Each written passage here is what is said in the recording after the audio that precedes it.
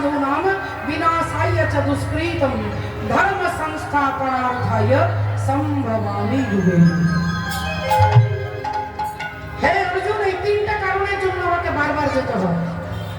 প্রথম কারণ হচ্ছে পরিত্রাণায় সাধুনাম, সাধুদের পরিত্রাণ করতে।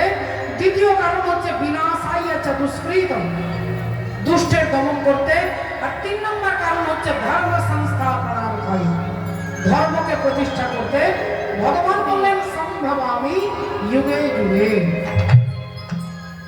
তাহলে আজ থেকে 539 বছর পূর্বে শ্রীধাম নবদ্বীপের মাঝে কলিযুগ পাবন অবতার দয়াল শ্রীকৃষ্ণ চৈতন্য ভগবান, যিনি কৃপা করে এই কলিযুগে শচীগর্ভ সিন্ধু মাঝে নেমে।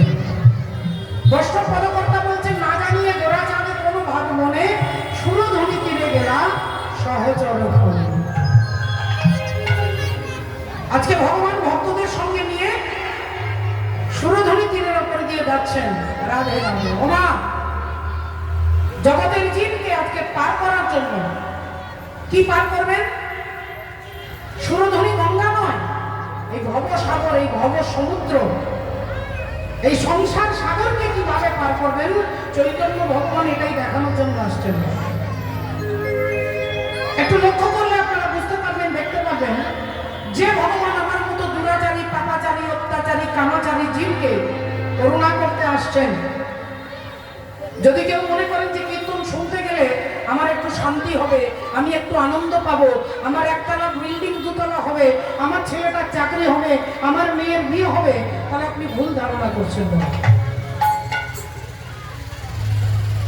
ভগবানকে ভালোবাসার সঙ্গে সুখ দুঃখের কোনো সম্পর্ক নেই। আপনারা যদি বিচার করে দেখেন তাহলে পঞ্চপাণ্ডব কত যন্ত্রণার মধ্যে থেকে জীবনটাকে দেখেছে। দেখুন, পাশা খেললেন চালাকি করে, 13 বা 12 বছরের জন্য জঙ্গলে জঙ্গলে ঘুরলেন, 1 বছর অজ্ঞাতবাস। তার আত্মীয় পরিজন, তার জেঠুর ছেলে দুর্যোধন তাদেরকে লাক্ষা ভবনে পুড়িয়ে মারার চেষ্টা করলেন। দ্রৌপদীর বস্ত্র হরণ হলো, দ্রৌপদীকে কত কষ্ট পেতে হলো। কুন্তী দেবী বলে, কুন্তী দেবীর কত যন্ত্রণা, কত আঘাত প্রতিঘাত, এত প্রতিঘাতের মধ্য থেকে পঞ্চপাণ্ডবের জীবন গেছে, অথচ সেই পঞ্চপাণ্ডবের পাশে সদা সর্বদা ভগবান দাঁড়িয়ে আছে। পঞ্চপাণ্ডবের সাথেই ভগবান দাঁড়িয়ে আছেন, অথচ জীবনে এত দুঃখ। আর যিনি দুঃখ দিচ্ছেন দুর্যোধন, বলে তিনি রাজমহলে শুয়ে আছেন, তার খাবার অভাব নেই, পড়ার অভাব নেই, তিনি দামি দামি জামা কাপড় গয়নাগাটি পরে ঘুরছে, তিনি আরামে আছে, তিনি সুখে আছে। দুর্যোধন সুখে আছে, আর যার পাশে ভগবান দাঁড়িয়ে আছেন সেই পঞ্চপাণ্ডব জঙ্গলে জঙ্গলে ঘুরছে। এর কারণটা কি?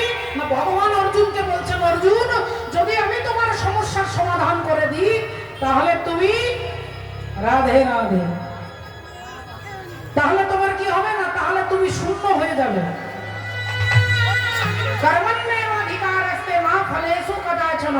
কর্ম যাতে জীব করে তার জন্য তোমার পাশে আসে আমি, কিন্তু তোমার সমস্ত সুখ যদি আমি এনে দিই, সমস্ত বিপদ যদি আমি উদ্ধার করি, তাহলে তুমি শূন্য হয়ে যাবে। আর তোমার সমস্যার সমাধান যদি তুমি করো তাহলে তুমি পূর্ণ হয়ে যাবে। কুরুক্ষেত্রের যুদ্ধ শেষ হয়ে গেছে, পঞ্চপাণ্ডব রাধে রাধে, লক্ষ লক্ষ মানুষ উপরে পড়ে আছে, রানী গান্ধারী ছুটতে ছুটতে যাচ্ছে, মনে মনে চিন্তা করছে, আমার একটা নয়, দুটো নয়, 5টা নয়, 10টা নয়, আমার 100টা ছেলে যুদ্ধ করতে গেছে, কিন্তু একটাও ছেলে ফিরে আসছে না কেন? আমার ছেলেরা তো কেউ কাপুরুষ নয়, আমার ছেলেরা তো কেউ দুর্বল নয়, আমার ছেলেরা তো কেউ ভীরু নয়, তাহলে আমার একটাও ছেলে ফিরে আসছে না।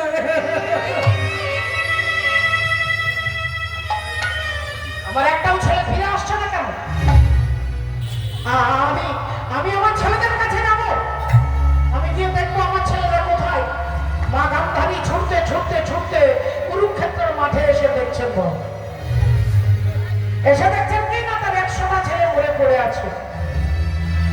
চিৎকার করতে করতে গান্ধারী যাচ্ছে, ওরে দুর্যোধন,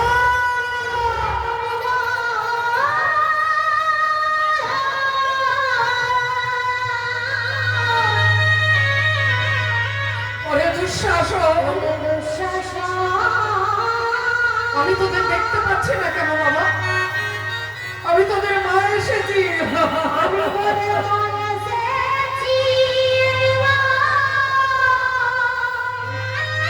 আমি তোদের মা এসেছি। একবার আয় বাবা, একবার আমাকে দেখা দে, একবার দেখা দে, একবার মা বলে ডাক, একবার আমার গলাটা জড়িয়ে ধরে আমাকে চিৎকার করে মা বলে ডাক। মা গান্ধারী কাঁদতে কাঁদতে ছুটতে ছুটতে যাচ্ছেন, আর হঠাৎ তিনি থমকে দাঁড়িয়ে গেলেন। দেখে তার প্রিয় পুত্র দুর্যোধন মরে পড়ে আছে। গান্ধারী ছুটে গিয়ে মরা ছেলেটাকে কোলে নিয়ে পাগলের মতো কাঁদতে কাঁদতে বলছে, ওরে দুর্যোধন, আমি তোর মা এসেছি বাবা, এই দেখ আমি তোর মা এসেছি।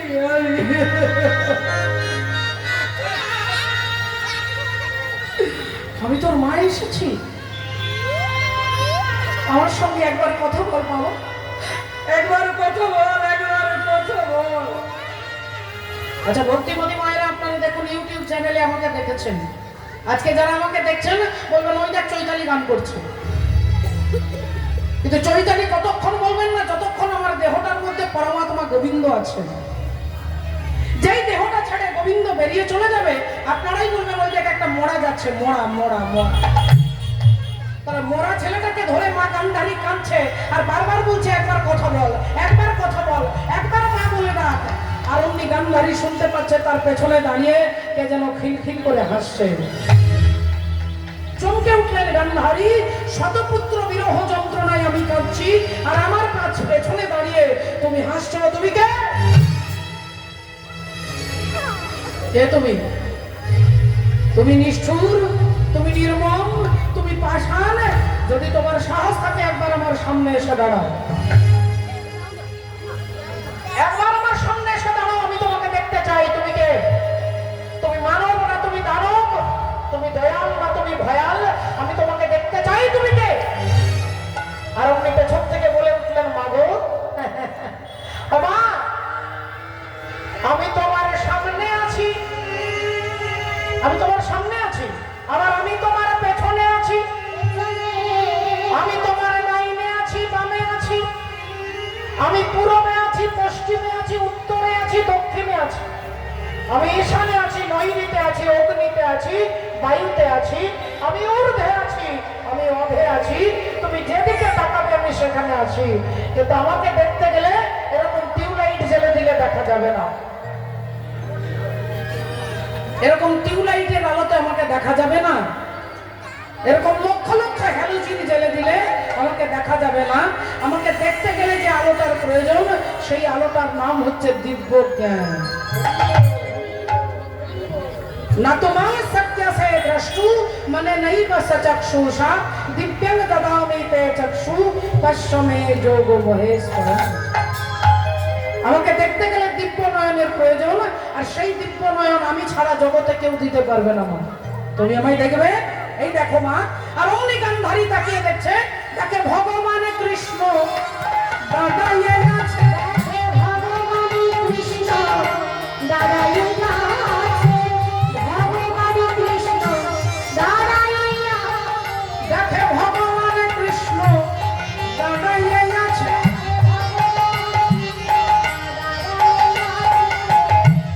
ও যে গান্ধারীর চোখের কাছে,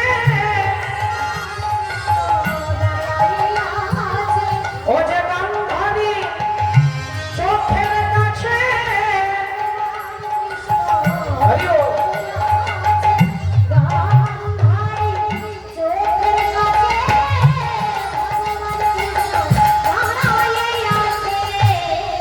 আর যেই ভগবানকে দেখেছে গান্ধারী অমনি আঙুলটা তুলে বলে উঠলো, তুমি সেই কৃষ্ণ,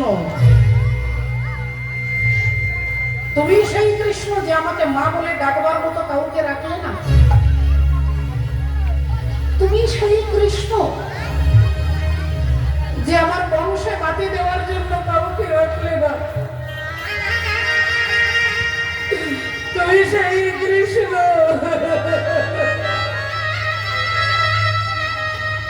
যে আমার বংশকে ধ্বংস করে দিয়েছে। কৃষ্ণ রে, আজ সন্তান হারা জননী গান্ধারী আমি। এই জগতের কোনো ভক্ত তোমাকে যা দিতে পারে না তা আজকে আমি তোমাকে কুরুক্ষেত্রের মাঠে দাঁড়িয়ে দেব। অন্তর্যামী ভগবান বললেন, বলো মা তুমি আমায় কি দেবে? গান্ধারী বললেন, এখানে দাঁড়িয়ে আমি তোমাকে অভিশাপ দেব। হ্যাঁ, আমি তোমাকে অভিশাপ দেব। তুমি যেমন আমার বংশে বাতি দিতে কাউকে রাখলে না, একদিন আমার মতো তোমার যদু বংশ ধ্বংস হয়ে যাবে। একথা যেই বলেছেন ভগবান মিষ্টি হেসে বলে উঠলেন, মা এই তোমার দেওয়া অভিশাপ আমি মাথায় তুলে নিলাম। তোমার অভিশাপ আমি মাথায় তুলে নিলাম। আমি কথা দিচ্ছি আমার বংশ ধ্বংস হবে, কিন্তু এই মা গান্ধারী তোমার একটাও ছেলেকে আমি মারিনি মা, তোমার একটাও ছেলেকে আমি মারিনি। আমি একটা পিঁপড়ে পর্যন্ত মারি না। राम किसी को मारे नहीं, ऐसा नहीं राम अपने आप मर जाते हैं करके बुरा काम। আমি কাউকে মারিনি মা, মেরেছে তাদের কর্ম। তুমি একটু মনে করে দেখো, আজ থেকে 18 দিন আগে কুরুক্ষেত্রের যুদ্ধ যেদিন শুরু হবে, সেই কুরুক্ষেত্রের যুদ্ধ শুরু হওয়ার আগে তোমার ছেলে দুর্যোধন তোমাকে প্রণাম করতে এসেছিল। মনে পড়ছে মা? তোমার ছেলে দুর্যোধন তোমাকে প্রণাম করতে এসেছিল, আর প্রণাম করে বলছে, মা আমি কুরুক্ষেত্রের যুদ্ধে যাচ্ছি, তুমি আমাকে আশীর্বাদ করো। মা গান্ধারী বললেন, কি আশীর্বাদ করবো বাবা তোকে? দুর্যোধন বললেন, তুমি আমাকে আশীর্বাদ করো যেন আমি যুদ্ধে জয়লাভ করতে পারি। গান্ধারী ছেলের মাথা থেকে হাতটা সরিয়ে নিয়ে বললেন, বাবা দুর্যোধন, যে যুদ্ধে তুই যাচ্ছিস এই যুদ্ধের নাম ধর্মযুদ্ধ। ধর্মক্ষেত্রে কুরুক্ষেত্রে সমাবেতা যুযুৎসব মামকা পাণ্ডবশ্চৈব কিম কুর্বত সঞ্জয়। গীতার প্রথম শ্লোক ধৃতরাষ্ট্র বলছেন ধর্মক্ষেত্রে। তাহলে যে যুদ্ধে তুই যাচ্ছিস সেটা ধর্মযুদ্ধ। এটা কার্গিল যুদ্ধ নয়, এটা পানিপথের যুদ্ধ নয়, এটা ভারত পাকিস্তান যুদ্ধ নয়, এটা ভারত চীনের যুদ্ধ নয়। এই যুদ্ধের নাম ধর্মযুদ্ধ। আর এই ধর্মযুদ্ধে তুই হারবি না তুই জিতবি আমি বলতে পারবো না বাবা। তবে হ্যাঁ, আমি তোর মা, তুই আমার ছেলে, তুই আমাকে প্রণাম করেছিস, এই তোর মাথায় হাত রেখে আশীর্বাদ করে বলছি, ধর্মপক্ষের হবে জয়, যে পক্ষে শ্রীকৃষ্ণ রয়। ধর্মপক্ষের হবে জয়, যে পক্ষে শ্রীকৃষ্ণ রয়। এটা 18 দিন আগে তুমি তোমার ছেলেকে বললে, আর আজকে কুরুক্ষেত্রের মাঠে দাঁড়িয়ে তুমি আমাকে অভিশাপ দিচ্ছ। মাননীয় ভক্তমণ্ডলী, ভক্তিমতী মায়েরা, আমরা ধর্মটাকে নিজের মতো করে ভেবে নিয়েছি। কীর্তন করলে, কীর্তন শুনলে, কীর্তন করালে মনে হয় আর আমার কোনো দুঃখ থাকবে না, কিন্তু আগে আপনাকে ধর্মকে জানতে হবে বাবা।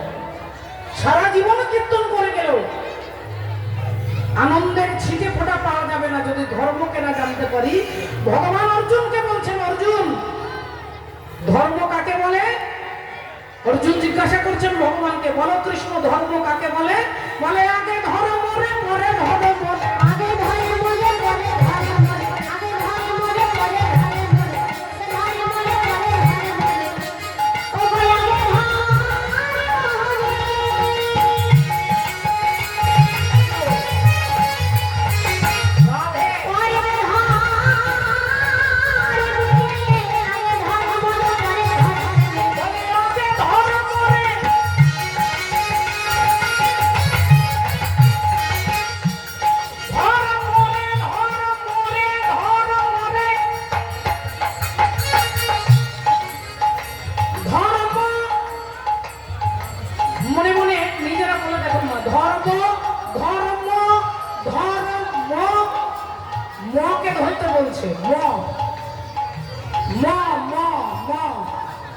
স্পর্শবর্ণ ম দিয়ে কি হয় বলে? ম দিয়ে মন্দির, ম দিয়ে মাধব, ম দিয়ে মদন মোহন, ম দিয়ে মুরলীধারী, ম দিয়ে মন। যে কোনো একটা মকে ধরো, ধর্ম। আমরা কলির জীব, আমরা বললাম আমরা তো এখন সবাই মদ ধরতে শিখে গেছি। একটা 3 বছরের বাচ্চা ছেলে সে এমনি এমনি খাবে না, আগে আপনাকে তার হাতে মোবাইল দিতে হবে। মোবাইল মদ। ছেলে একটু যখন বড় হলো তখন তারপরেই অসৎসঙ্গের পাল্লাই করে ধরলো কি না মদের বোতল, সেটাও মদ।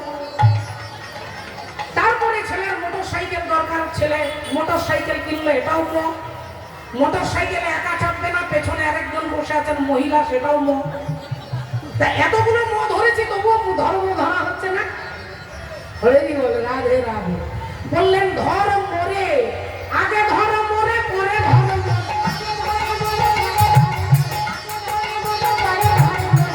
আগে ধর মরে, ধর মরে।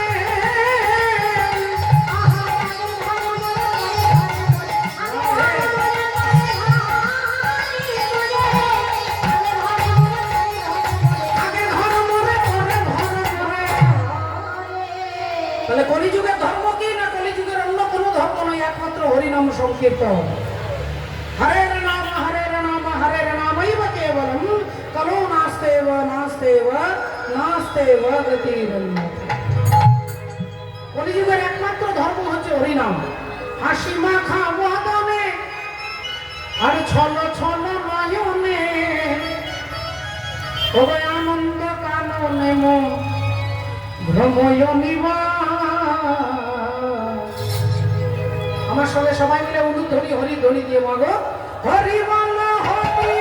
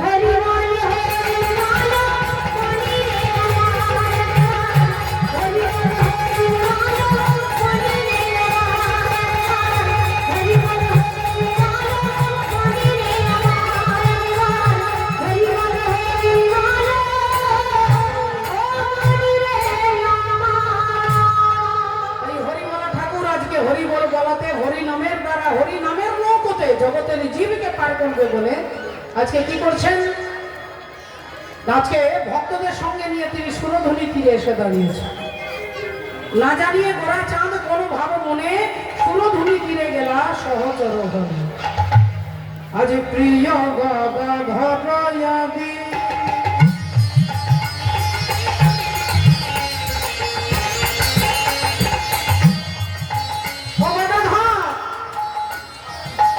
আজকে এই সুরধ্বনি দেখে আমার একটা কথা মনে পড়ে গেছে। গদাধর প্রভু বললেন, বাবা ও ঠাকুর তোমার আবার কি মনে পড়লো গো? বললেন, একটা কাজ করো গদাধর, তুমি একটা নৌকোর ব্যবস্থা করো, আমরা জলের মধ্যে নৌকা বিহার করি। গদাধর প্রভু কি করলেন? একটা নৌকো নিয়ে এলেন। আর মহাপ্রভু শুধু একা চড়লেন না, গদাধরকে সঙ্গে নিয়ে নৌকোর উপরে চেপেছেন। পদকর্তা কলম দিচ্ছেন, প্রিয় গদা ভদ্রয়াদি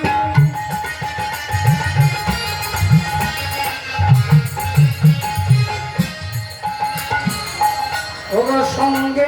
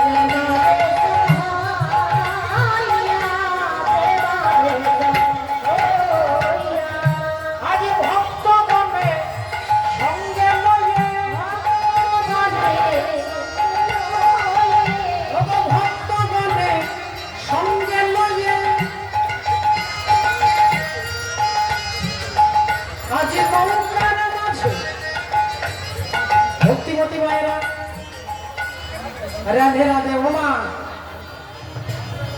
আজকে কি করছেন জানেন?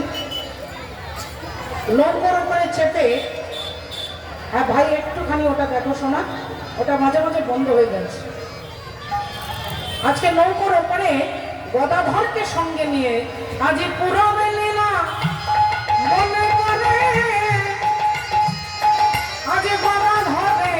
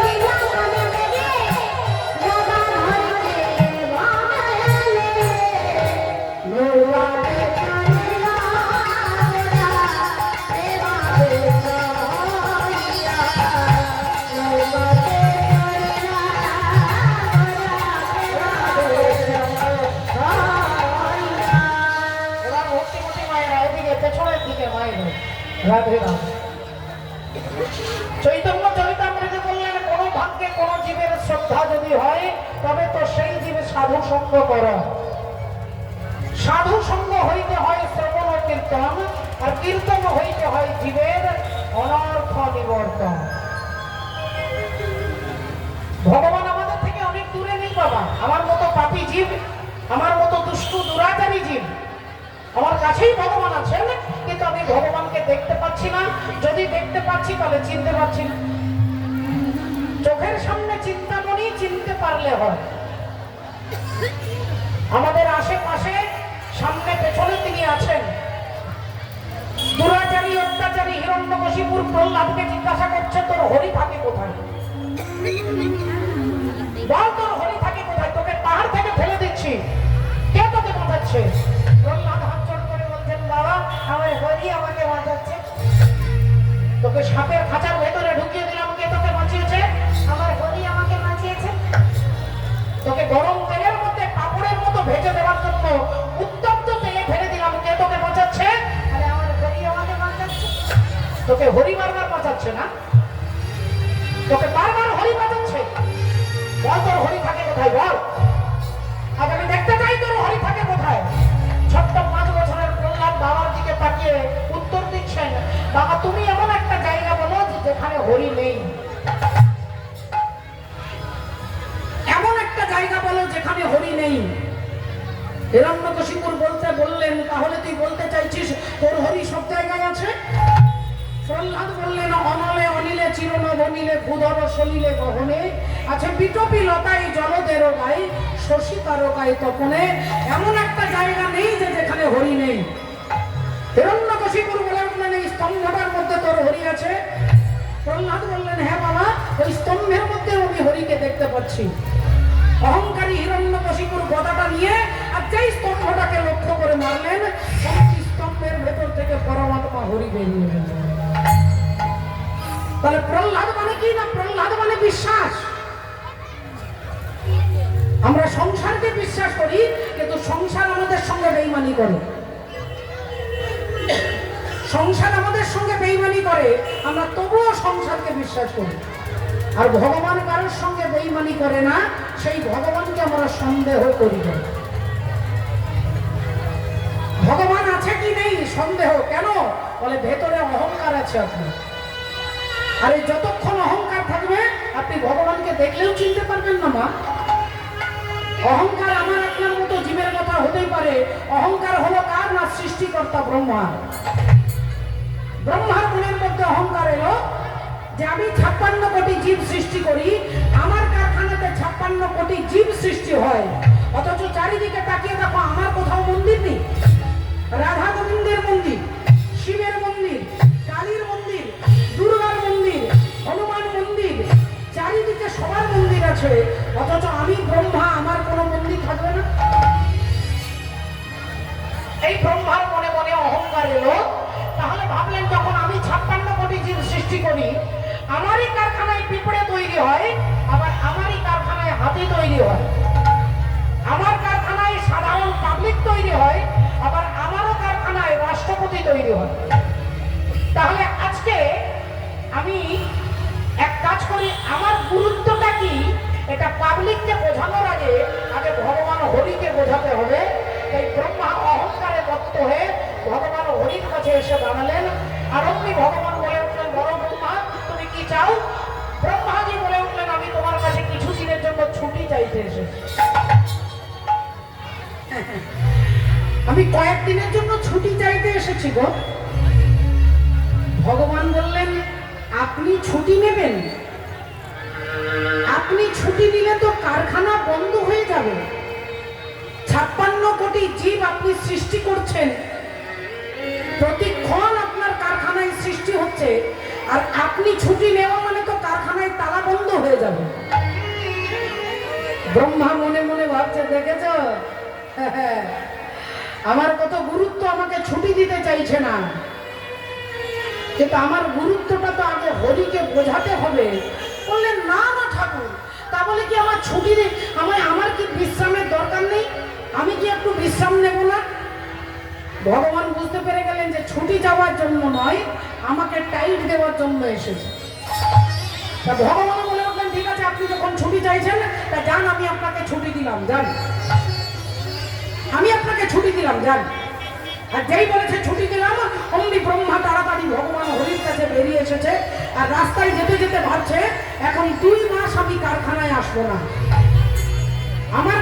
আমার কারখানা 2 মাস বন্ধ থাকবে, কারখানায় তালা বন্ধ থাকবে, সৃষ্টি কার্য বন্ধ হয়ে যাবে, গোটা জগৎ যখন ডিসব্যালেন্স হয়ে যাবে, তখন আমার গুরুত্ব ভগবান হরি বুঝতে পারবেন। এই ভেবে ব্রহ্মা রাস্তা দিয়ে যাচ্ছে। আর যেতে যেতে যেতে যেতে হঠাৎ তিনি থমকে দাঁড়িয়ে গেছে। থমকে দাঁড়িয়ে গেলেন কি দেখে? মা, দেখলেন একটা লম্বা লাইন আসছে। একটা লম্বা লাইন। কিসের লাইন? হাজার হাজার উট আসছে, আর এক একটা উটের পিঠে এক একজন পুরো ভদ্রলোক বসে আছে। সাদা চুল, সাদা দাড়ি, সাদা ধুতি, সাদা পৈতে, সাদা নামের মালা। এক একটা উটের পিঠে এক একজন ভদ্রলোক বসে আছে। হাজার হাজার উট আসছে, হাজার হাজার উটের পিঠে এক একজন ভদ্রলোক আসছে। এটা দেখেই ব্রহ্মা চমকে দাঁড়িয়ে গেলেন। ভাবলেন, যাদেরকে আমি দেখছি এদেরকে কে তৈরি করেছে? এরা কে?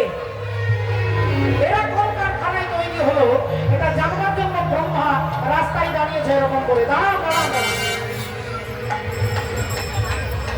একটু দাঁড়ান একটু দাঁড়ান। হাত দুটো এরকম করে দাঁড়িয়েছে, বলছে দয়া করে একটু দাঁড়ান না, আমি জানতে চাইছি আপনারা কে আর আপনারা কোথায় যাচ্ছেন। সবার প্রথমে যিনি উটের পিঠে চেপে আছে তিনি বলছেন, দাদা আমাদেরকে বিরক্ত করবেন না, আমরা প্রচন্ড ব্যস্ত, আপনি সরে যান। ব্রহ্মাজিকে সরিয়ে তিনি বেরিয়ে চলে যাচ্ছে। তার পেছনে যিনি আসছে তাকে বলছে, আপনি একটু দয়া করে দাঁড়ান। বললেন, দাদা আমার একবারে সময় নেই, তিনিও বেরিয়ে চলে যাচ্ছে। তার পেছনে যিনি আসছে তাকে বলছে, আপনি একটু দাঁড়ান, আমার দুটো প্রশ্নের উত্তর দেন, আপনারা কে আর আপনারা কোথায় যাচ্ছেন। বললেন, আমার এই উত্তর দেওয়ার সময় নেই, তারা বেরিয়ে চলে যাচ্ছে। সবাই একে একে বেরিয়ে চলে যাচ্ছে। সবার পেছনে যিনি আছেন লাইনে, তার কাছে ব্রহ্মা হাত জোড় করে দাঁড়িয়েছেন, একটু দয়া করে আমার দুটো প্রশ্নের উত্তর দিয়ে দেন। তা উটের পিঠে যিনি চেপে আছেন তিনি বললেন, বলুন তাড়াতাড়ি বলুন, কি বলতে চাইছেন আপনি। ব্রহ্মা বললেন, আমি জানতে চাইছি আপনারা কে আর আপনারা কোথায় যাচ্ছেন। ওই উটের পিঠে যিনি চেপেছিলেন তিনি বললেন, আমরা সবাই ব্রহ্মা। এতগুলো ব্রহ্মা, এতগুলো ব্রহ্মা, এরকম লক্ষ লক্ষ কি ব্রহ্মা আছে।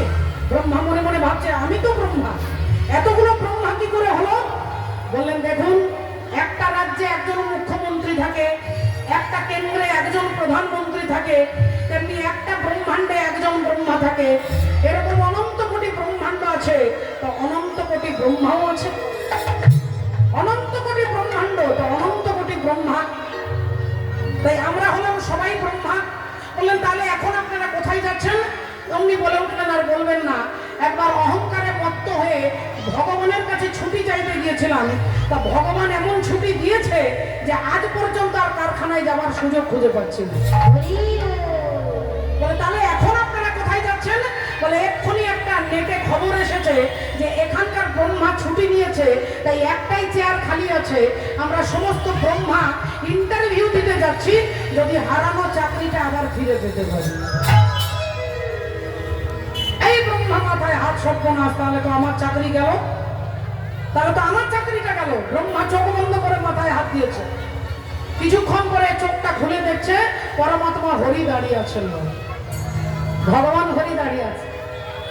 ভগবান হাসতে হাসতে বললেন, ব্রহ্মা তুমি যেমন সৃষ্টিকর্তা, তোমাকে সৃষ্টি দিয়ে বুঝিয়ে দিলাম যে তোমার কারখানায় যেমন 56 কোটি জীব সৃষ্টি হয়, আমার কারখানায় তোমার মতো ব্রহ্মা সৃষ্টি হয়।